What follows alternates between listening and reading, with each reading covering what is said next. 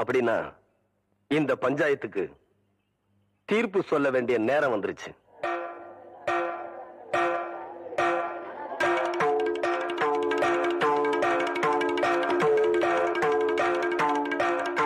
ஆயிரத்தி 1936 வருஷம் சங்கரபாண்டி வாத்தியார் இறந்துட்டாருன்னு உங்க எல்லாருக்கும் தெரியும்.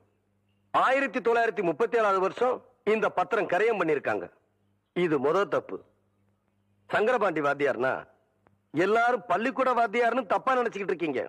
ஆனா அவரு எழுத படிக்க தெரியாத சிலம்பம் கத்து கொடுக்கிற குஸ்தி வாத்தியார்னு நிறைய பேருக்கு தெரியறது இல்ல. எங்க அப்பாரு இறந்து போனப்போ ரிஜிஸ்டர் ஆபீஸ்ல வந்து அவர் கை நாட்டு போட்டாரே தவிர கையெழுத்து போடல. அதனால இந்த பத்திரம் பொய்யான பத்திரங்கிறது உண்மையாயிருச்சு. இது ரெண்டாவது தப்பு. இந்த நிலம் நம்ம கோயிலுக்கு தான் சொந்தம். இந்த கோயில் நம்ம 18 பட்டிக்கு சொந்தம்.